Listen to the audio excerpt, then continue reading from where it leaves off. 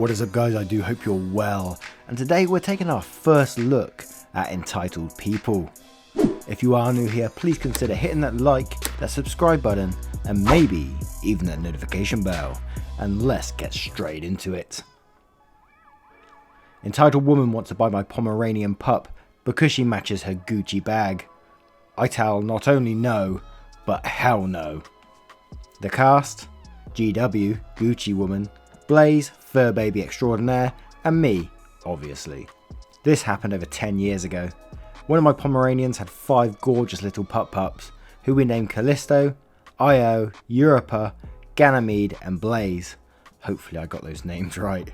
We decided to keep one, to keep the bloodline going. We fixed her mum after, and find homes for the rest. So we put out some purebred papered Pomeranian pups for sale, with pictures, ads on certain legitimate sites. I actually tried Craigslist, but all I got were perverts calling up expecting, of all things, hookers. One guy actually told me he thought Pomeranian pup for sale meant undergrade hookers from Pomerania. What the fuck? I pulled the ad 36 hours after I put it up. I know some of you are asking, why did we charge? Why not just give them away? It wasn't about the money, so don't even go there. We only charge for the cost of food, vaccinations and grooming. We charge because we learned a long time ago that when people get free stuff, they tend to rarely, if ever, take care of it. It's one thing to treat a piece of furniture or car like crap, but an entirely different thing when it's a living, breathing animal.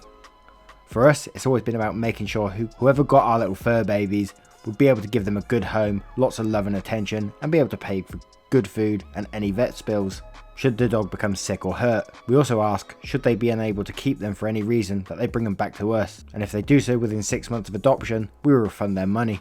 We also insist on face-to-face interviews, and a meeting between the dog and prospective parent to make sure they're compatible. This is very important.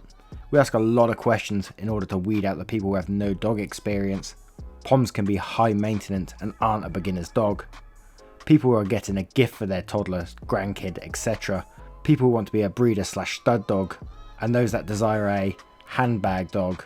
This is especially prevalent when Paris Hilton was popular. This will be relevant. This story is about our last category.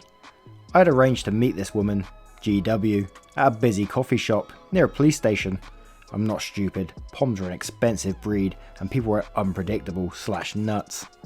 GW was around her early to mid 20s, pretty, immaculately dressed, with perfect everything. Hair, nails, etc. and carrying a big black tan Gucci bag. I know it was Gucci because she told me several times.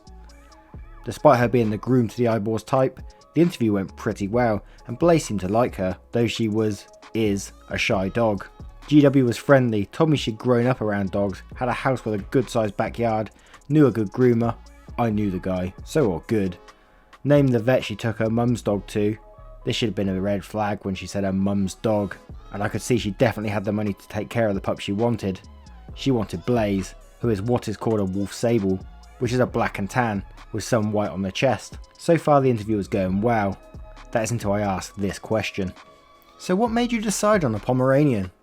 Well, they're just so adorable and cuddly, and Blaze is just the perfect dog. She's just the right size, the right sex, and she totally matches my Gucci bag. You almost heard the screech of tires in my head at those words. I found my jaw hit the table. What? My Gucci bag! And she holds it up for emphasis. She's so small and cute and matches it so well. She'll fit into it perfectly. She giggled. Actually, fucking giggled. I was aghast. Was she out of her mind? Me picking my jaw back up. I'm sorry, GW. Not sorry in the least. But this isn't going to work out. I can't sell her to you. GW confused. What do you mean? Why not? Because she's a dog, not an accessory. GW was annoyed. I know she's a dog. Me, even more annoyed. But that's not why you want her. You want her because she matches your stupid bag. You see her as an accessory, as a toy. What are you going to do if you get a different colour bag? Give her away? Get another puppy? Have her dyed to match?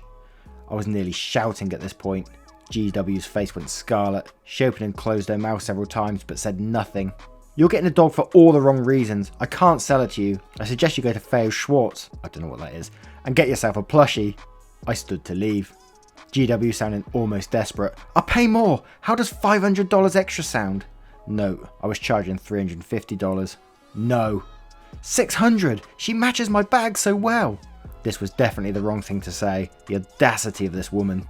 Me shaking my head and rolling my eyes. Sorry Paris, not a chance. Seek life elsewhere. With that, and one final glare, I grabbed the carrier of my precious blaze in it, turned and left, as GW stood there, doing a pretty good open mouth fish impression. GW called several times as I drove home, leaving messages on my phone that varied from begging to whining to threatening litigation and breach of contract. But she gave up after 3 days of me ignoring her messages. I did, however, contact all the other reputable small dog breeders, including the ones in other states I could find, and told them not to sell to this woman. I even played some of the crazier messages she left. I even called some pet stores and local ASPCAs, just in case. I effectively blacklisted GW from getting a dog from any reputable breeder, pet store or adoption place. Don't know if she ever got a handbag dog, but at least she didn't get my precious Blaze, whom I still have to this day. Wow. I know there's people like Paris Hilton out there, but it's like we say, what do they do when they get a new bag? Do they get a new dog? It's really sad, isn't it, if that is the case? It's quite scary, actually. Aunt wants what she didn't pay for.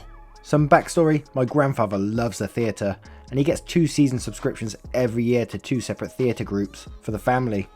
As he has a hard time keeping organised, everything is in my name, and I organise who gets to go to each play, as we only have so many tickets. Every year both theatres have extra plays that aren't included in the lineup, but can be purchased earlier by season ticket holders for cheaper than market prices. My aunt wanted to go and see one of these plays and caused me to buy the tickets. The price for her and her friends ends up being around $800. She then asked me if I can put it on my credit card, and she'd give me the cash later. I'm 22 at the time and had just quit a job as a delivery driver due to a serious accident that insurance refused to cover. I did not have that much in my savings account, so reluctantly agreed to get the tickets, as long as she gave me the money first. She kept putting it off till almost a month had passed, and I told her firmly I wouldn't pay, as if I'd charged it when she asked, I'd have a late fee and interest to pay now. She then got her dad, the same as above, to use his credit card to buy them. He agreed as long as she paid him back or he'd sell them. He was very firm on I paying him back, as my aunt had bailed last minute on multiple plays, as in the night before, so others weren't able to go instead. And we couldn't even try and sell the tickets. She agreed to this. Fast forward a few months and she calls me again and asks if I can buy 7 tickets to another show.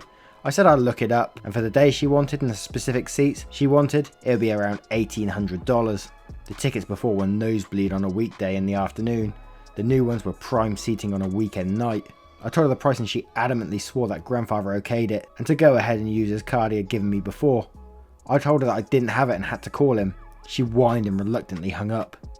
As expected, grandfather had no idea about this and was furious she hadn't paid him back yet from the previous show tickets. So I called and said he told me no, and boy was she mad. It's been a few months since this happened, and the plays are coming up. I talked to my grandfather nearly every week since this happened, and every time I asked him if she has paid yet, nope. But for the last few weeks she's been asking me at every opportunity if I can give her the tickets, and I've told her no. Grandfather said she hasn't paid for them. Recently he told me to sell them because the play is coming up, and she hasn't paid. Woo freaking who. As I have been busy job hunting, I haven't had time to list them. Now aunt wants me to babysit, and she asked me to bring the tickets over. I'm torn between wanting to tell her no, you haven't paid for them, or saying that I have sold them and there was no way to get them back. Now my grandfather does have memory issues, so there's a 1% chance she did pay him and he forgot, but it's highly unlikely. But both of us agree she would have made a big deal about it, and grandfather would have written it down. She has used his memory problems before to manipulate and deceive him in the past. So before I babysit this weekend, I'm planning on getting a witness to grandfather saying I can sell the tickets. I am gleefully thinking about how her friends probably have gave her the money for the tickets and she kept it because she assumed her dad would just pay for her, as he has done in the past. Good luck trying to get the seats this late, bitch. I like that you got some revenge in there as well, that's really good. She sounds like a horrible person, and you're actually babysitting for her still as well. She just sounds like she takes advantage of any situation she can. What an awful family member. Put my mother in a home so I can sell her house. Hi, first post, but I love this sub. This is a bit long, so bear with me. I'm a nurse, so I see tons of crazy things and have so many insane hospital stories. This happened a few years ago on our elderly care ward, but I remember it so clearly. LP, lovely patient, about 80 years old, and a really sweet old lady. ED, entitled daughter. CN, charge nurse, she was in charge of the ward that day. Me. So LP was brought into hospital by ED because she was repeatedly falling at home and had become really confused. After some tests, she was diagnosed with a UTI and admitted to our elderly care ward for treatment plus rehab. She responded quickly to the antibiotics and physiotherapy, and after a couple of weeks was deemed medically fit for discharge. We asked if she wanted any help for when she went back home, and she agreed to twice daily carers to help her get up in the morning and back into bed as she lived alone. We also agreed to have occupational therapists install hand/grab rails and some other equipment as she owned her own house, very important for later. After talks with the entire medical team, we decided to aim to get her home by the end of the week, and I called ED, who had not visited LP during entire admission, to inform her of the plan, and to ensure she could let LP back into the house because ED had the only house key. "Hello ED, I'm calling from the hospital. Is my mum alright?" "Yeah, she's doing incredibly well. Don't worry, that's actually why I'm calling. We're thinking of sending her home at the end of the week. We were wondering if you're able to pick her up, or if we should arrange transport to take her home and have you let her in." ED is silent. "Is everything okay? I thought you were putting her into a nursing home." I'm slightly shocked. "Oh no, she's had an amazing recovery, and we're going to put some equipment and carers in place so she'll be safe at home." ED sounding very annoyed. "You were meant to put her in a home. That was the entire reason I took her to hospital to begin with. I've already put her house up for sale." At this point, I'm trying really hard to stay professional on the phone because seriously, what the fuck? Me trying to stay calm and lighten the conversation. "Well, she'll be home Friday, so you should take the ad down. She said she's really looking forward to cooking a proper roast when she gets back." ED getting slightly defensive and embarrassed. "Well, I might have sold her oven and her washing machine." "I'm sorry, you've done what? Does LP know you've done this?" She then starts shouting on the phone about how it's my fault, that she has a right to the property, how if I'd done my job right, blah blah blah. Then she has to speak to someone in charge who knows what they're doing. So I put her on hold and find CN, who's really lovely but can be very scary when she wants, and explain everything to her. CN was pissed. She storms over to the phone and, after what I assumed was some sort of sob story from ED, CN firmly and coldly said, "You need to take that house off the market now and get a new cooker and washing machine ASAP. If they're not there by Friday, we'll be reporting this to the police as theft," and hung up. After a long chat with CN and documenting the entire conversation in the notes, if you don't write it down, it never happened. I just tell LP what had happened and that there might be a delay in her going home. She was very upset, but not surprised that ED had done this. After making her a cup of tea to cheer her up, she thanked me for all my help and told me that she'd be changing her will as soon as she got home. Oh, what kind of... Who does that to their parents? That's so awful. I mean, we don't know the full story. We don't know what the relationship between like the mother and daughter is, because some of them are really bad. But still, your elderly mother, you're gonna sell. You want her to go into a home, and I mean, as someone who's lost their mum recently, it's absolutely tragic that anyone could do that to their parent. As I said, I don't know the full relationship, so I'm trying to keep my cool because, man, what I do to get my mum back, people should just appreciate their parents, man. Anyway guys, I hope you enjoyed this episode of Entitled People. If you did like this, let me know in the comments below and we may be able to get some more going in the future. As always guys, I really appreciate your support. Take care now. Much love. Goodbye.